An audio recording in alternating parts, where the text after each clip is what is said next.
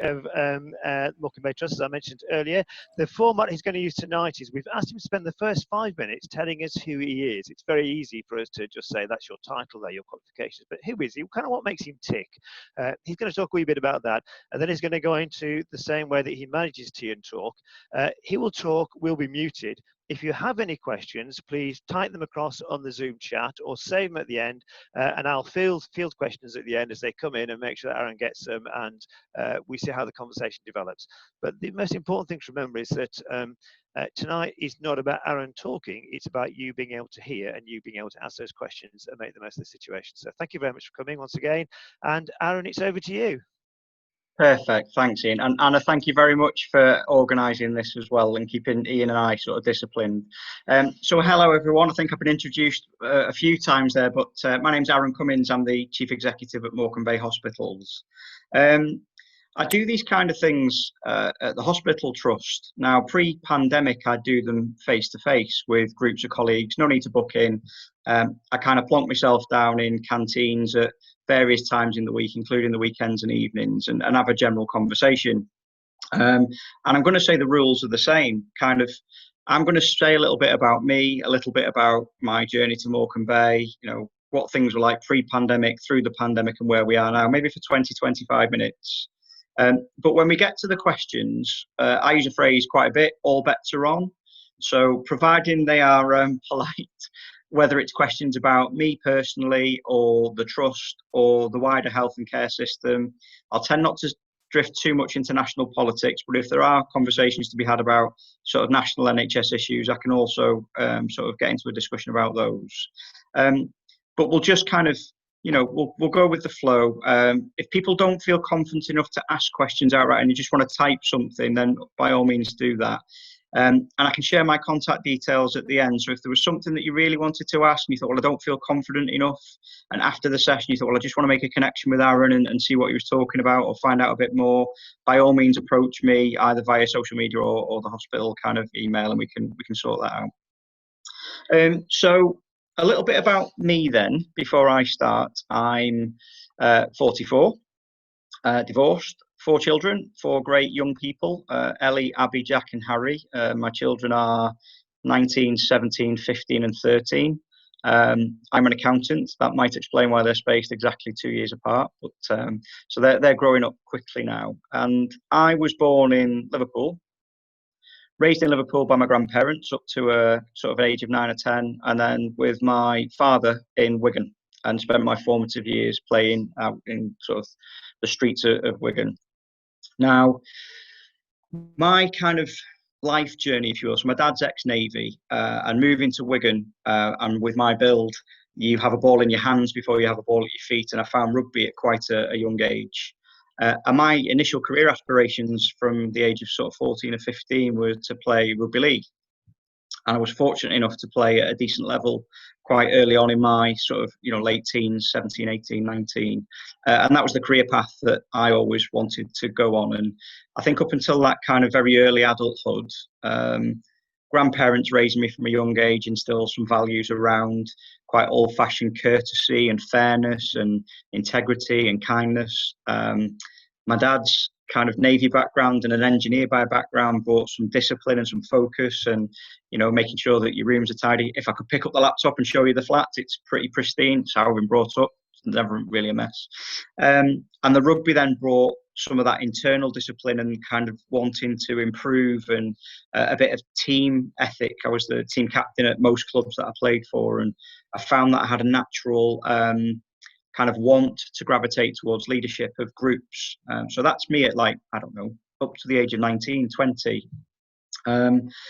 I then sort of made sure that when I was playing rugby at that level, at that age, my dad was quite disciplined and said, you can do it, but you're going to carry on doing education, whether that was A-levels at the time. And I ended up having an injury, a flail injury, they call it. So for those of you that know rugby league, there was a player called Aaron Cummins, used to play for St Helens, a hooker.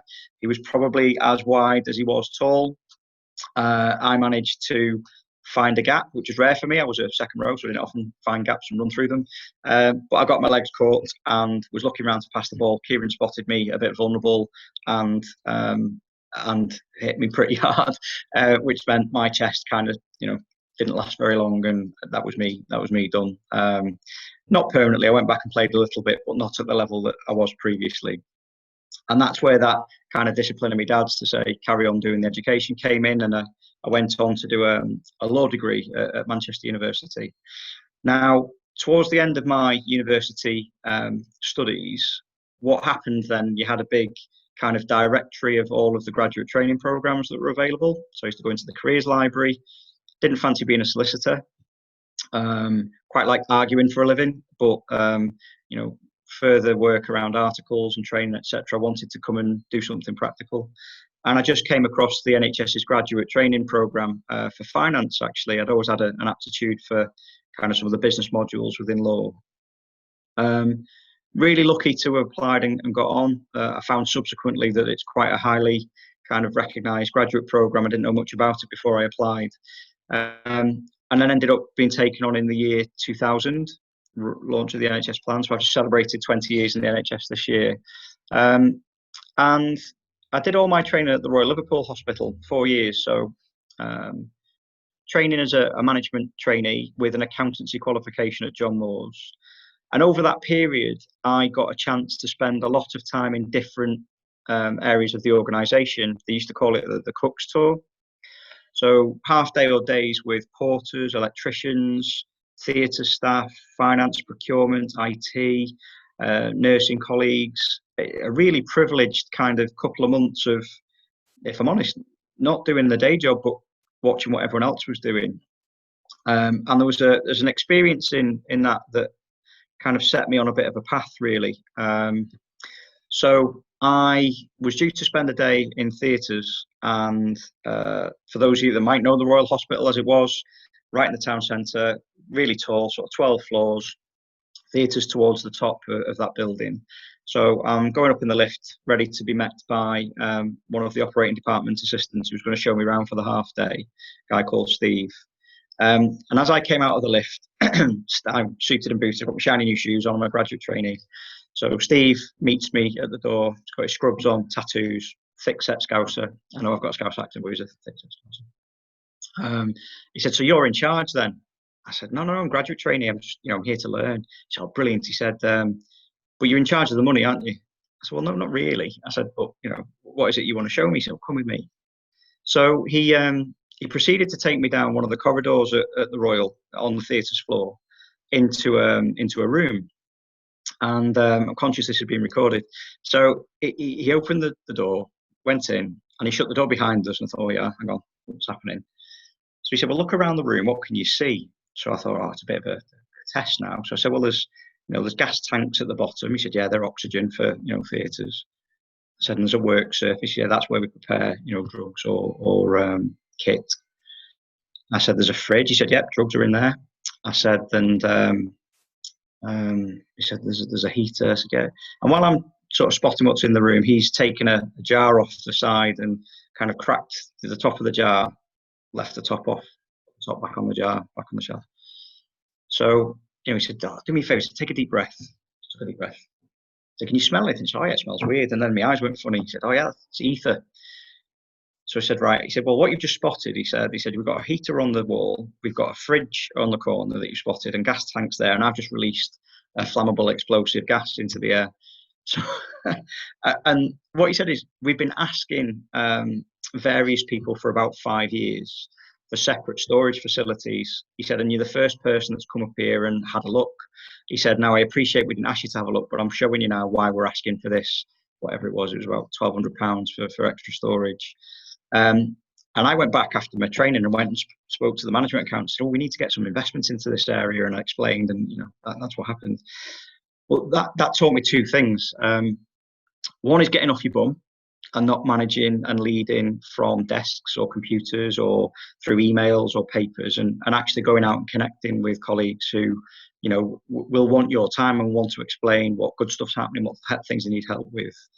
And the other then was, and this might sound arrogant as, but I wanted to be a chief executive right within the first kind of 3 to 6 months of my training, partly because of that Cook's Tour and getting to see how a whole hospital runs, But also I was exposed to the chief exec at the Royal at the time, a gentleman called Piers Butler, who was actually the chair at Morecambe just as I was appointed as chief executive. And I was able to tell him that story. Just the ability to kind of make change and be accountable to people for something that really makes a difference. So, you know, that set my path quite early. And for the rest of my career, whether it was completing the graduate training program or the point at which I found myself at Morecambe, which I'll say a bit about in a moment, that's what's driven me. It's the desire to make things better, the wanting to listen and kind of really reflect on what it would be that would enable me to answer that question, and to leave a legacy, to leave improvement wherever I've been. And you'd have to ask trust that I've been at whether that's true or not. But when I qualified, what I chose to do then was to take jobs or apply for jobs that gave me a platform to eventually be a chief executive, including, you know, some national roles that I played whilst I was being a chief executive. I'm known for not being able to say no, and also I can't not fill silence. So I end up picking up quite a bit, which I like doing. But my career-defining role was probably the finance director, and because that's my background, finance, and the deputy chief executive at Mid Staffordshire Hospitals, where I went to in 2012, just through Francis and the report into the poor quality care and the impact on patients in that area at that time. And I was part of the board that then was responsible for taking forward some of the Francis recommendations and the changes that were needed to kind of improve the hospitals that led to it being split up actually with Stoke and Wolverhampton. And I say career defining, from a professional perspective, I got exposure to a piece of work that I ordinarily wouldn't have done, which was that restructure of a hospital and, you know, a national profile investigation. But more than that, the patient stories and talking to the families of those impacted really did change my path and change me as a leader and as a dad and, you know, a son. Because it was just a stark reminder of what happens when things go wrong and when you don't listen and when you're not on the ground watching what's going on. And it was that experience that then led me to look at Morecambe, and the then chief executive, Jackie Daniel, had a chat with about my experience at Mid-Staffs. And we could tell that something else was happening in Morecambe of a similar ilk with the Kirk investigation and the maternity issues that we faced kind of pre-2014, 15. I arrived in 2015, and then proceeded to work with Jackie and the board, taking some experience from Mid-Staffs. And, you know, we've come a long way in Morecambe of kind of dealing with those issues and being a better organisation now and better for patients. And that's a bit of a journey from me being a nipper, really, a bit about me and what drives me and how I ended up in Morecambe. Ended up in Morecambe as the finance director and deputy chief executive for 3 years, just over. And then when Jackie left the organisation, I was fortunate enough to apply and be appointed to be the chief executive. And I've been the chief executive now for 892 days. And I know it's 892 days because a commitment I made when I was made chief executive on that first day was I will tweet every day my diary and be really clear to everyone that works in our trusts and the communities we serve. If they choose to follow me, then they know exactly what I'm up to on any given day, including evenings and weekends and holidays. So there's an insight for anyone who wants it into the daily life as a chief executive. So pre-COVID then, you know, my first task as a chief executive, the first task of any chief executive really, is to really think about where the organisation is, think about its future, its strategy, its vision for the future, and then start to put things in place that generally are driven by improving the quality of services, improving the performance and access for patients so they're not waiting for so long, improve outcomes and make sure that the treatments that we give or the services we deliver are leading to the right kind of outcomes for patients. But I've also got the business kind of portfolio. I need to make sure that we're using taxpayers' money efficiently and delivering efficiencies. I need to make sure that, you know, our colleagues are safe and well and well supported, and that we put in place a structure that if things are going wrong, that we know about it quickly and we can respond to it, and we're really honest. And, you know, we work with patients or families if there are errors, then we fix them and we're honest about how we fix them. So that's where I started in 1st of April 2000 and when was that, 18? First day as the chief executive, and I had to sit down. You realise that I'm not the boss actually at the hospital. It's the chairman. I report to a chairman, and I'm held to account by a board of directors.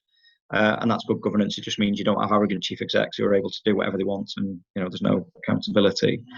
But I had to kind of think through what my first conversation with my boss, the chairman, was going to be, and what my priorities were. I was going to lay out for the board and where I wanted to take the organisation. And it was actually the weekend of the Easter bank holiday, and I do this a lot. If you follow me on Twitter, you'll know I mooch. I get bored sitting at a desk. I have to be out there, have to go and connect to patients and colleagues. And I thought, well, I know there's a myriad of targets. There's umpteen objectives that we have to deliver. I'm just going to go have chats with a few folk and see where, if they were me, what would they focus on? And I went out for a day across Lancaster Royal Infirmary in Westmoreland and Barrow. And everyone I spoke to had a different view. I spoke to maybe 30 or 40 colleagues and got, maybe 10 or 15, maybe 20 different priorities, whether it was recruitment for more staff or better opportunities for development or service expansion and improvement, or we need better digital and IT, or can we invest in our theatres, or, and there was lots and lots. And I now talk to every inductee. Since I've started, everyone who's joined our organisation gets to hear me first. And the two priorities that I actually went into the chairman with on my first day were, well, there's a hashtag, there's a motto that we use in recruitment, and that's that we want to make Morecambe a great place to work and a great place to be cared for. And I said, and that's all I'm going to focus on is those two priorities. So if we all treat each other with love and kindness and respect, and we focus on doing the right thing for each other and our patients, so that every time we ask that question, is this a great place to work, and have you found it a great place to be cared for? If the answer is yes, more often than not, then every other target and objective that we've got is going to move to the right. It's going to improve, and kind of that's what drives me every day. Is kind of look myself in the mirror and say, can I answer those two questions better than I might have been able to do this morning? And some days I can say yes, and some days I can say I don't know what I've done today to do that. And they're the days when I go home and think again about tomorrow and where do I put my attention. So not perfect by any stretch of the imagination. So that was my ambition. That was the focus. And for the first, 12, 18 months of my tenure, that's the strategy. That's the work we were doing. Some great successes with patient groups and, investments in certain areas. And then, when you start to look at the new year, as we tend to between January and March, we start to get a sense that, China's dealing with something, and that feels far away, but it looks pretty dire. And then before we know it, come March, we're in the pandemic, and I'm just reflecting on kind of that experience, even as it was developing, thinking this is real. This is something that's going to require me to be different, and our organisation to be different, our communities to be different. And I'm going to start off, before I do a bit of a COVID reflection, just a huge thank you to anyone who's listening now, either live while we're here or on the recording. Our communities and neighbourhoods over the last 6-7 months have been nothing short of phenomenal, inspirational. Whether it's the adherence to some really quite brutal restrictions on the way we live our lives, or the adherence to some of the protocols that we've had to get used to, like wearing masks or social distancing, or the love and kindness and support that was shown to, colleagues working in hospitals or primary care or social care. There were days when we had people tip up with homemade food for staff because the canteens we couldn't open because we were short-staffed, or we had industry supporting us to make PPE when supplies were, we never ran out, but it was nice to get the support from local businesses. And it was just a real privilege to be, sounds strange, doesn't it, because it's been a horrible sort of 7 months, but a real privilege to be part of this community, actually. And I live in the Lake District, I live in Kendal, live in the area. And I remember my dad right at the start of the pandemic. I might be the chief exec of a hundreds of millions of turnover and 8,000 staff, but I'm still my dad's son, and he wanted to check in and make sure I was okay. And he said, how are you going to face this? Are you going to be all right? And I said, honestly, I don't know. I said, but of any area in the country that I've worked before, and I've worked in a few, there's nowhere else I'd want to be in the role that I'm in now than here, in Morecambe Bay, because I can see how people are responding to it, and we'll come through it okay. And I think largely we have. I think we've done a really good job as a group of communities and neighbourhoods in dealing with what's been in front of us, and it's still here. It's still here, and you'll see in the headlines, which I'll talk about in a minute, that it doesn't take much really for that disease to rear its head again. And we'll deal with that in this next part of what I'm going to give an update on. So COVID then, March, our world shifted really quickly. So the focus on the vision and the strategy becomes major incident command and control, daily oversight of what we're doing, switching off lots of activity like our outpatients and elective surgery, leaving A&E and that urgent kind of access area really quite open, trying to expand things like critical care facilities and our respiratory wards, and then working with primary care and our community teams and others, just to make sure that we were ready to deal with whatever came to us. And we've got a partnership in Morecambe Bay that I'm really proud to be the joint chief executive of with Jerry Hawker, who's the accountable officer at the CCG, which has been in place now for 5 years, long before integrated models were talked about. So we've got a way of working in the Bay, which is the hospital, the commissioners, the GPs, the community teams all coming together. And I don't think if we hadn't have had that relationship and the way we work in the Bay, we'd have had this. And some of the innovations and changes to service that we had to do overnight, things that might have taken us years to develop before. So moving outpatients for high risk patients into video conferencing or teleconferencing, or quadrupling our critical care capacity over the course of 2 weeks through retraining lots of theatre staff or other staff to be skilled enough to deal with ventilated or respiratory patients, working with the likes of the armed forces and BAE to create recovery centres in leisure centres and school in weeks. So I'll remember that initial period of the pandemic through a mixed view of kind of worry and quite pensive about what's coming, but inspirational kind of awe-inspiring responses from people who don't work together every day but just came together like that. And the prevailing attitude of, yeah, the answer is yes, what's the question? Every day, and we want to lock that in. And we know that over that period, for lots of patients and communities, that's been a really scary time, because yes, we've seen the numbers grow, and tragically we've had over 170 members of our community die as a result of this disease. So when people are saying, oh, it's like a heavy cold, it's a fatal disease. That's why we have the protocols in place that we have. And for patients who haven't had access to service, or haven't been able to come into the hospital or get the treatment that they were waiting for, that's been a real worry for me. And as we move out of this first phase and start to look at the next kind of 6-12 months, our focus now is, how do we deal with COVID safely, because it's still there and it's going to prevail through the winter. But I now want to treat cancer patients quickly, and I want people who've been waiting for hip operations to be out of pain, and I want people who are waiting on their long-term conditions to be managed by the experts they're familiar with. That is the work that's in front of us now. And whilst we're setting expectations reasonably with patients, I'm still not comfortable that it's taken us this long to get it back. And it's not because we're not bothered, and it's not because we're not working hard, but the complexity of keeping services safe from COVID means the space we have now to operate in is much reduced. And we've got 6 months worth of activity that we haven't been able to do. So my ask is to bear with us, and we'll make sure that we keep communicating with patients, and we'll get those services up and running as quickly as we can. And it's the reason why, if you've ever seen me do a blog or out on Facebook or similar, some of the guidance has been a bit confusing. It's been a bit up and down. It's lockdown and then it's lockdown release. It's you can't go out in groups and then you can go to the pub. Schools are shut, schools are open, but you can't mix between households. We've been resolute in the Bay, absolutely just clear messages. It's a horrible disease. It's still there. We wash our hands, we socially distance, we wear our PPE, we put our masks on in public.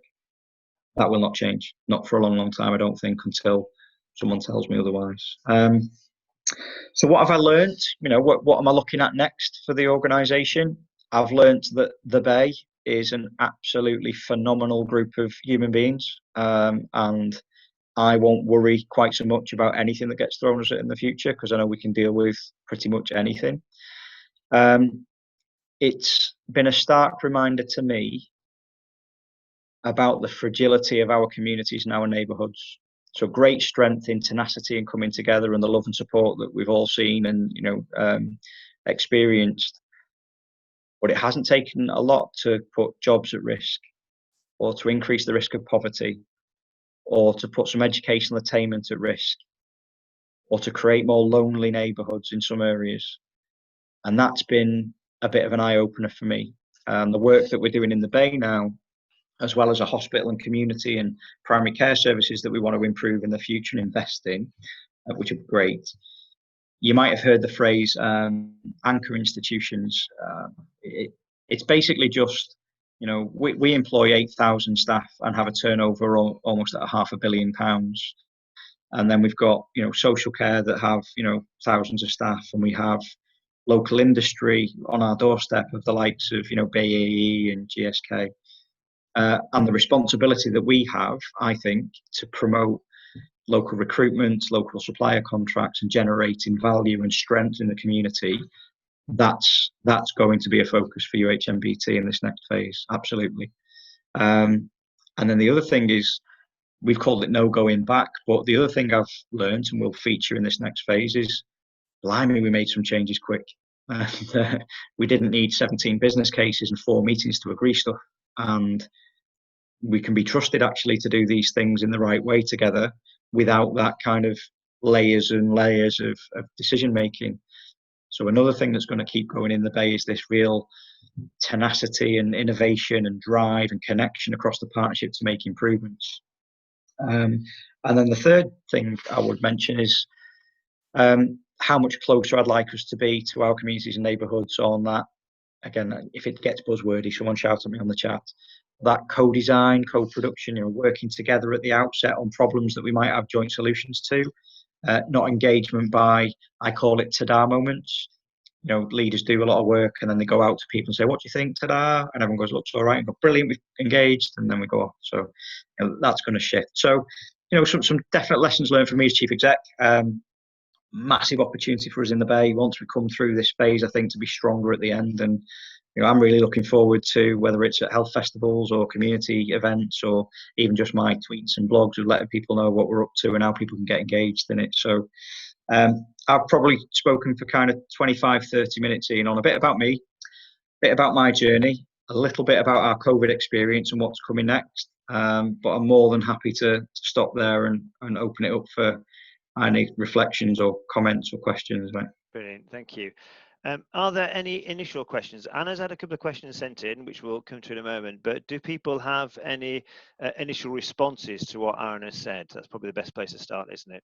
I think you need to, can you put your hand up on Zoom like Teams or not? I don't know, or we can yeah.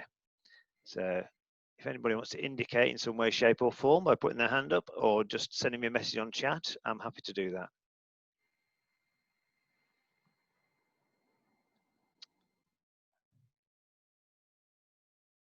No, all stunned silence. Well, I'll tell you what we'll do. We'll move on to the questions that Anna's had sent in to her and see how they develop. And if you're thinking of any questions in the meantime, again, just send me a note on chat or indicate to us that you want to ask a question and chuck that question in. The important thing is, I think, to bear in mind as we carry on with this session is it's brilliant that Aaron wants to be open and wants to meet and wants to talk, but these things are a two-way responsibility. If people are open to actually talking, then we have to pick it up and say, well, okay, let's engage in that conversation properly. So don't waste the opportunity. By all means, make the most of it. Or again, as Aaron said earlier, jot it down and send him a message, email him or text him in some way, shape or form. Okay, brilliant. Thank you. Anna, do you want to fire away with those questions you've had sent in? Yeah, the first one comes from someone called Alison, and she asked, the number of positive cases of COVID-19 are rising again in Lancaster. What proportion of these have required admission, and how will this impact on how you manage the return of postponed services? So that's a really interesting question, because at the peak of the pandemic, we were seeing somewhere in the order of 80 to 90 positive patients per day, and a good proportion, the majority of those were being admitted. And on any given day, we had over 100 with suspected. So there was a flow of positive patients and admissions, which meant we had real difficulty then treating those patients, discharging them home. Over the last kind of 8 to 10 weeks, that's drifted down to single figures, and on some days 0.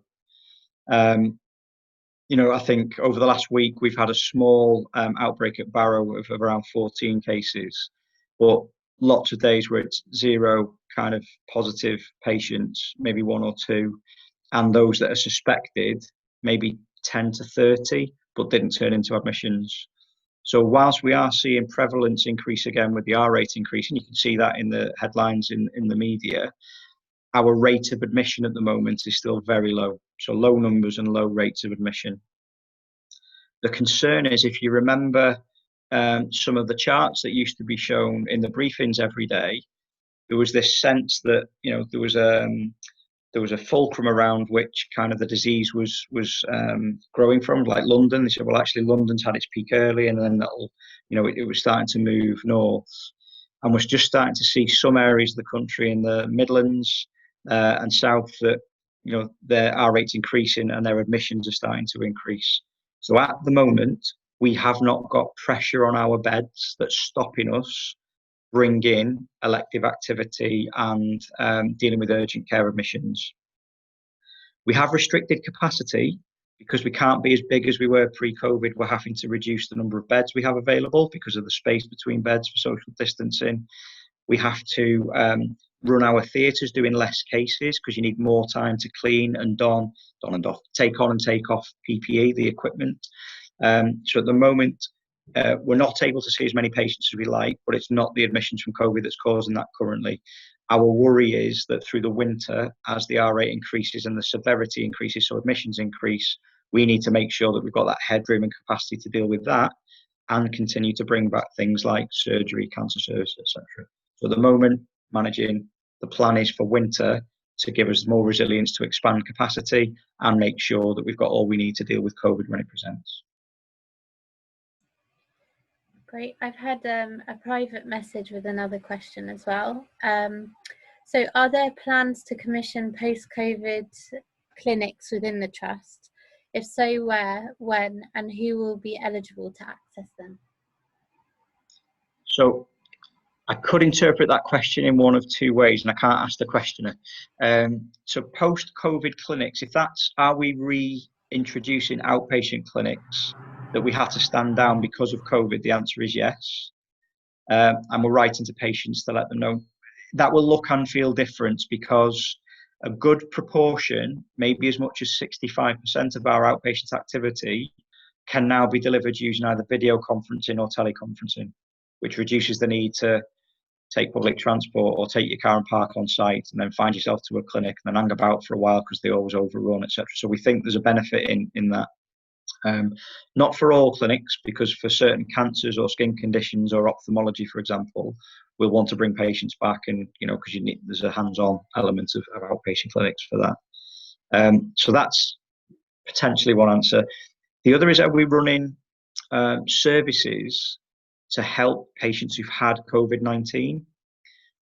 So things like pulmonary rehab or physiotherapy, because if you've had the disease and it's been nasty, then your lung capacity can be impacted and your physiology can change, you can get tired. And we're still not really sure what long-term impact COVID has, because we can't possibly. But yes, not on the hospital sites. They're predominantly going to be community-based with our community teams, the integrated care communities, primary care therapies teams. So yes, we are developing clinics and treatments, therapy for those patients that have had COVID and need it, yes. All right, and so the question came from N. Rogers here, and it was referring to the post-COVID clinics announced by Matt Hancock, people with long COVID symptoms. Yeah, so that's the first response to the answer, which is yes, we are running outpatients now that we're bringing activity back, but in the way that I've described. Great. And then Sharon's asked, is the decrease in admission due to the age demographics of positive cases? Well, that's an interesting question. So I'm not an epidemiologist and I'm not public health. I'm an ex-rugby player and an accountant. But looking at some of the data, the profile, the lack of severity of the disease, a causing factor is actually, if you look at the groups of patients that are coming in, they are slightly younger and more resilient. So yes, that is possibly one explanation. But I'm careful about cause and effect and 2 and 2 making 4 when actually it could be 5. But yeah, that could be a factor.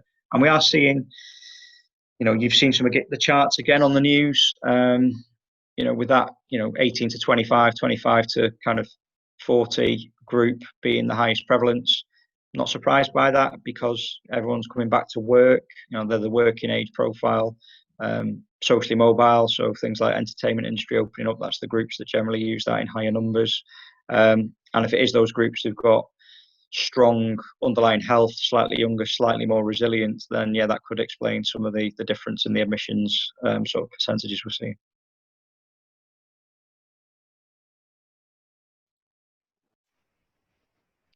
Any further questions, Anna? No?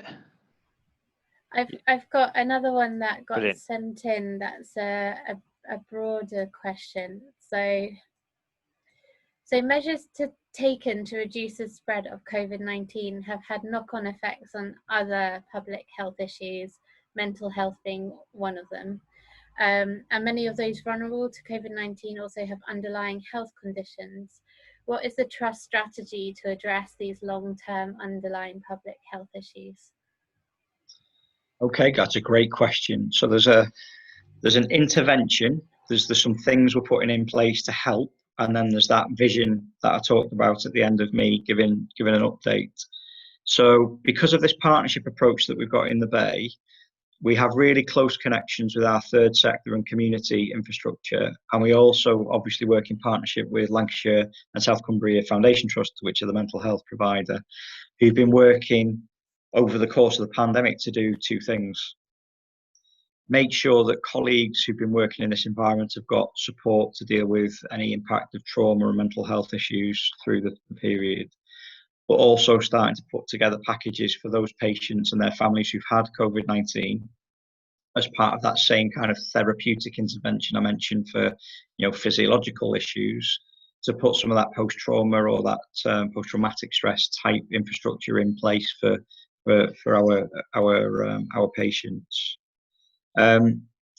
We've also invested heavily as a trust in occupational health infrastructure 7 days a week, access to counselling, access to mental health support, access to things like CBT. It's a type of therapy that can help work through anxiety. Those patients, though, that haven't had COVID but have had to isolate and therefore also suffering from potential mental health issues, that is a piece of work that kind of, you ever heard of the phrase, you don't know what you don't know? If you've had COVID, you're on a list and, you can get access or you'd be prioritised for that. So we're just introducing kind of an approach to screening and risk stratifying in our communities for vulnerability, and then aligning some of our community teams or voluntary sector to go and visit and make sure people are looking after each other. I'd encourage anyone, I do this a lot, but if you live in a neighbourhood or a community or in flats like I do, you will know around you those people that might need knocking in on or some shopping doing or a chat. There's only 380,000 of us in the whole of the Bay. It doesn't take many contacts for people to make contact with everyone else. So there is also a little bit of, we can help each other do a little bit of that. Now, looking at the wider impacts in the future, that's this anchor institution. I'm sorry to use the it's a bit buzzwordy, but just recognising that big organisations that are public sector have a big responsibility outside, I think, of the thing they're there to do. So we're here to, treat patients and provide services, but we're the biggest employer in the Bay, and we have the ability to generate lots and lots of money for local suppliers. So we should be prioritising that and generating economic wealth. And I think as we start to get into that conversation, some of those underlying causes of mental health distress, whether that's poverty or unemployment or long-term health conditions or mental health, that is the space that we're moving into next. And you could argue we should have been doing that for a long time, but I'll settle for cracking on now that there's an appetite and the opportunity to do it. And a slightly linked question, but looking at staff, how is the organisation supporting the well-being of staff during this time? Yeah, so it's a similar response to the previous question, but we've had an awful lot of support from our local communities and local businesses. So some of the messages we've had, the claps on a Thursday, when they were happening, the donations of food parcels or toiletries when staff couldn't get off shift, or shops were shut and it was quite restrictive in terms of getting access to those things. They've all helped enormously. Staff have told me that it's helped enormously. It's quite humbling. But then we've got some of that harder kind of, we have a responsibility as an employer to put in good therapy, occupational health, mental health support 24/7, 365, recognising where colleagues are at the minute. And that's the bit I was mentioning in the previous response. That's in train now and continues to be. Our latest is making sure that we go early with flu vaccinations for the winter and trying to get 100% of all of our colleagues vaccinated as quickly as possible to protect each other and our community. So another, one less thing to worry about, I would call. If you get vaccinated, it's for me anyway, I get vaccinated every year. It's one less thing to be concerned about through winter. And another question again about the clinics. Will the post-COVID clinics be accessible for people who are not hospitalised and for whom tests were not available back in March and April?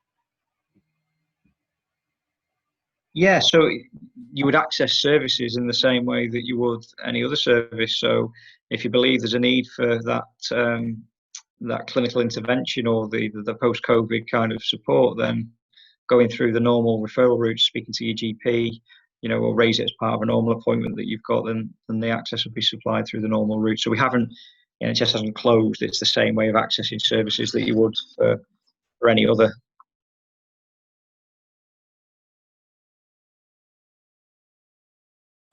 That's all of my questions for now. Ian, you're muted. So, well, if no more questions, I'll do my best John Humphreys impersonation and pretend we're on the Today programme. Mr. Cummins, it's lovely to have you with us this morning. It's 5 to 8 at night. Go on. Yeah, just a couple of clarifications, Aaron, I think, if I could. You talked early on about the challenge we've had as a trust. I mean, nobody expects a pandemic. You have a strategy, suddenly it comes on. What would you say was the biggest challenge that we faced as well? So what was the thing that kind of was the biggest curveball that came out of it for us and we had to wrestle with? So for me, it was communication.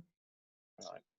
Because we operate over 1,000 square miles, 3 separate hospital sites and over community sites, the biggest challenge we faced was keeping everyone, I call it safe and sane, so everyone understood what was going on. Everyone knew how they accessed the safe services, their equipment, the testing if it was required. So the biggest challenge then was sitting down and going, right, well, we have thousands of colleagues across 1,000 square miles who operate different shifts. How do we make sure that at every point in this day that colleagues know what's going on, they know the role, they know the latest guidance, they know where to access certain things? That was where we put a lot of our attention right at the outset. And you'll remember at the time I was doing daily, blogs every day, Saturday, Sunday, 7 days, just to get the message out. Because we were also finding it hard to be mobile because there was quite a lot of restriction on movement between sites. So only a few of us in the executive, me for example, would be kind of appropriate PPE, but we would move between sites to make sure we were visible and answering those questions. So communication was a challenge. The other then was resilience. It's just keeping people kind of, morale high, well, mentally fit to deal with, when something like that starts. I was going to say, of course, when a pandemic starts, you don't have no idea. I've done one before, hopefully never do one again. Yeah. But normally when you have a major incident, when something happens, whether it's a flood like Storm Desmond, I think I might be jinxed working up here, actually. That happened just as I got here. That something's going to come to an end. There's a period where it's right up here. You deal with it properly, and then you restore back to normal, and it takes a little while to recover, and you reflect on what happened, and you move on. And this has been 7 months now, so that kind of keeping everyone safe and well is a challenge, and we've done a lot of that with that occupational health support. And then the next challenge for us is, how do you deal with recovery? How do you do it in a fair and equitable way? How do you do it in a prioritized way with risk? How do you manage expectations with patients who've been waiting a long time and will have to wait longer? So they're probably 3 that I'd reflect on that were big challenges for us, Ian. Okay, brilliant. And presumably some of those will work out, won't they? Because the comms, communications lessons we've learned, we'll sit down and say, well, actually, hold on, you suddenly told us that before COVID came along, we were doing the X, but now we need to do Y, because that makes us much more efficient at communicating, particularly with the public at large. Because I mean, again, that's one of the things that we constantly talk about, don't we? Getting the message out there and helping people understand that. I mean, I was interested as well. Ian, Sorry, another question in? Yeah, so I believe Anne Chapman, you have a question. So would you like to ask directly? And there's a little hand raised. Yeah. Hey. And then N Rogers has another question. Brilliant. And I'll let you ask directly, just because I think you'll express it better than I can. Can you hear me? Yeah. Yes. Hi. Now we can't. Oh, yes, we can. Can you hear me? You're very quiet. I sent to the question. It's about testing. I sent to the question about testing. Yeah, go ahead, Anne. What's your question? Can you hear me? Sorry. I can just about, yes. I heard that. Sorry, I'm using my mobile. I haven't used this on Zoom before. That's okay. Yeah. When I've heard that when the government told the NHS just to test patients with symptoms who are being admitted, the trust here continued actually against that guidance to test all its staff. And I was wondering if you could talk about that and say what exactly you did, and whether you've got your own testing facilities or whether you're relying on these centralised system that the government set up, and what's happening now about testing. Thanks, Anne. And it is a really complex picture at the minute, the test and trace infrastructure. It's it's not something I would want to be leading. So you're right, there was some conflicting messages at the start of the pandemic around access to tests and who should be tested. And I took a decision really early on that we would have quite an expansive and open approach to testing, because I could see, having the information that allowed us to know who had had it, how quickly they could come back to work in particular, was important for us.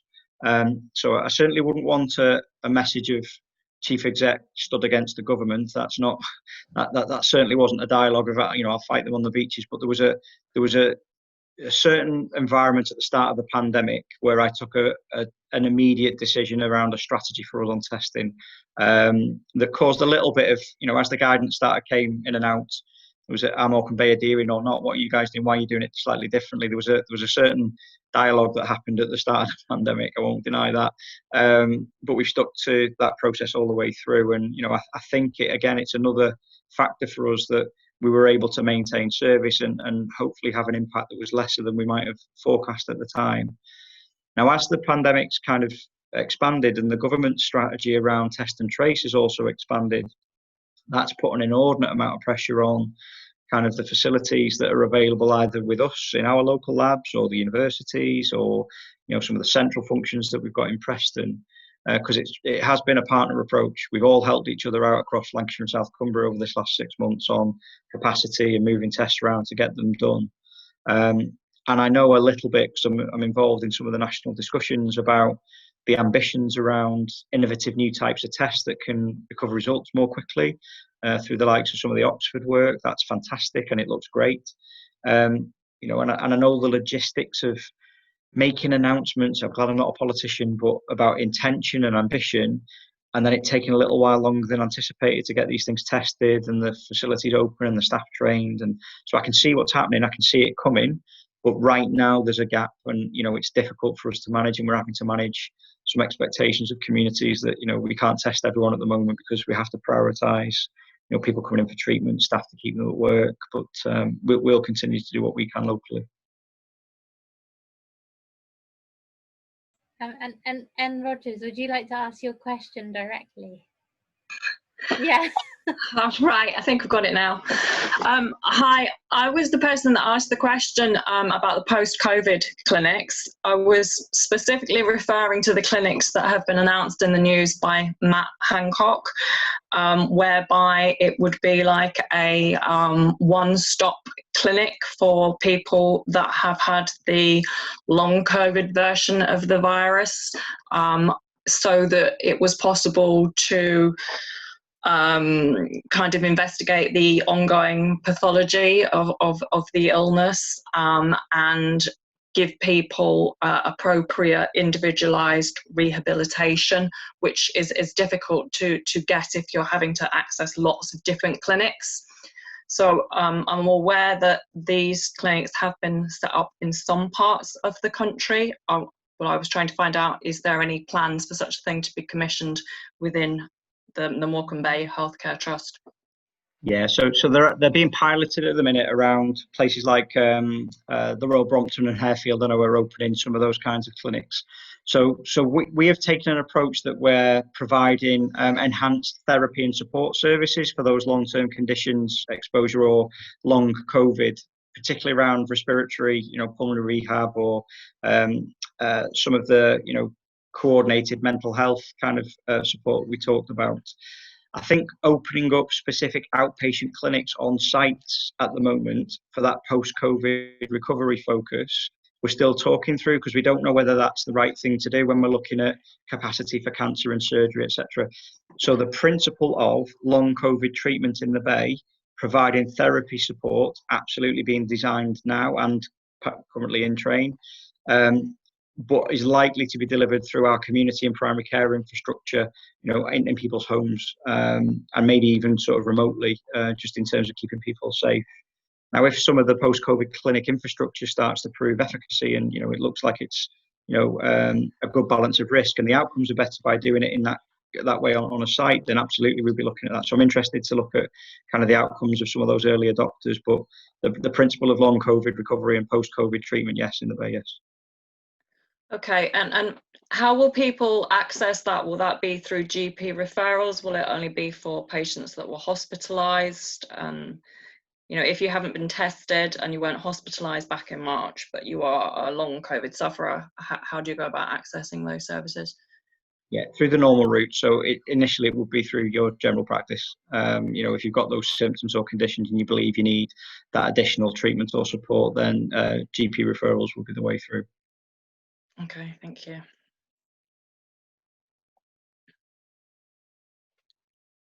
And Sharon's asked a good question as well. So this is in the chat. There has been a lot of talk in nursing press around nurses leaving or thinking of leaving the profession post-COVID. What is the Trust doing to help with retention of nursing staff? Okay, so we've actually, for the last few years, we've booked that trend for nurse recruitment and retention. Actually, our turnover rate's incredibly low for nursing. It's below 5%, and we've recruited another 130 nurses through the pandemic.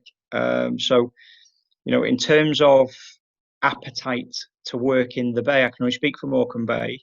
In the nursing profession, whether that's through normal recruitment, apprenticeship structure that we've got with the universities, overseas recruitment is healthy, and our turnover rates, once nursing colleagues come and work in the Bay. We've got really healthily low turnover about commitments to living and working locally. So, it's really, really positive, the nurse. So it's not perfect. We've got nursing gaps, but, the recruitment and retention in the Bay is pretty good.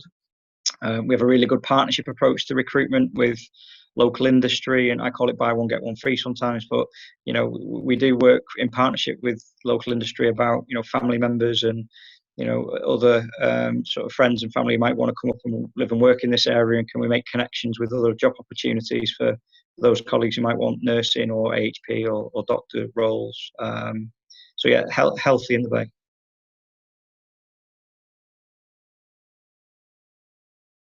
Sharon, it's great to see you're joining our Nurse Bank. I'll look out for you. Okay, any further questions from anybody? We've had a good hour or so with Aaron and all this wisdom, which has been great, thank you. There's no final questions. Could I just finish off with one, Aaron, if that's okay with you? Yeah, of course. Nothing too deep and meaningful, of course. It's just, but the whole purpose of the Health Festival is to engage the wider public and get conversations going, create space for those conversations. You mentioned earlier on about the strength of the community and the way people kept together, but also you became aware of the way we're sometimes extremely fragile. Where do you think the greatest areas of fragility are in the Morecambe Bay area, and therefore where do we need to be most careful or most sensitive to those things? So I think the areas are kind of well known in some of the hotspots around, Morecambe Centre, Barrow, some isolated areas like Millham. So I think we know where some of the highest areas of deprivation or health inequalities are. Knowing it is kind of, some people say, oh, knowing's half the battle. It's not. It's the start of a conversation. Once you have a responsibility to do something. And if Dr. Knox, one of our local GPs, was on with me now, we'd be talking about, the Poverty Truth Commission that we're running, or, that anchor institution discussion, or some of the work around population health. So for me, it's dealing with the causes of some of that deprivation and inequality. I think in the NHS or health and care, generally, we're pretty good at reacting and treating. We place less emphasis or investment on, making sure we deal with the causes of ill health or the requirement for treatment. It's because we're not established to do that. That's not our model, and we'd like to change that. So whether that's reprioritising investment into healthy eating and all families having access to a kitchen rather than shiny new MRI scanners, or whether that's working with schools on school meals and exercise programs with our community teams, or working with local government or others on investment in transport infrastructure for communities that find it difficult to get to work or school. There are so many ways that we can, we do good work, don't get me wrong, all those partners do good stuff in that area, but I think together we could probably do better. And again, it's a pity if Dr. Knox was with me now, he'd use your next hour talking about that, I think. And is that a problem, do you think, Aaron, the fact that we still to some extent have a model that's based on 1947, don't we, when the NHS was launched? I mean, and we've got to be a bit more, and it's a cliche, but fit for purpose, and that's the point of as many groups as possible being involved with this, because we need to re-understand health. That's obviously me in one sense banging my drum with things like the Health Festival. Is that true, do you think? Without a shadow of a doubt, you would say common sense tells you, but evidence shows. Yeah. You deal with the effect of something. It is much better for the individual and the health economy and money and social economic factors. It's bland or obvious. But when you have a system set up to contract for treatment, that is what will happen. What gets measured gets done. So I'm really excited. If you think about where the next phase of reform might go for the NHS, I know people will roll their eyes, but another top-down restructure of the NHS. I don't mean that. I mean different signals given from the way budgets are set and the time period over which targets are measured. So instead of quarterly and annual delivery, we start to talk about 5 and 10 year shifts in underlying health or socioeconomic factors. Then the systems will align to deliver that, because that's then what they are being instructed or guided to do, and where the investment will be focused. And I think that dialogue is building ahead of steam. Brilliant, thank you. And that's brilliant. Thank you very much for your time. One last call for any final questions. No? in which case I shall wish Aaron Cummins, our Chief Exec, well, and thank you very much indeed for joining us at the Lancaster Health Festival, our first day.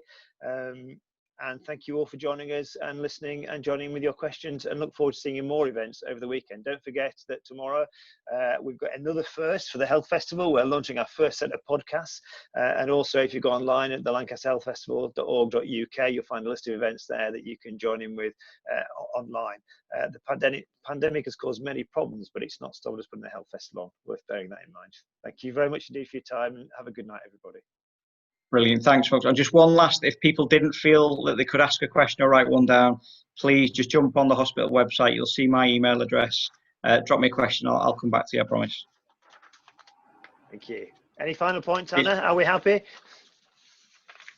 All sounds good. Good. Yeah, thank you. Thank you very much indeed. Take care now. Bye-bye. Cheers, folks. Thank Bye. you. Bye.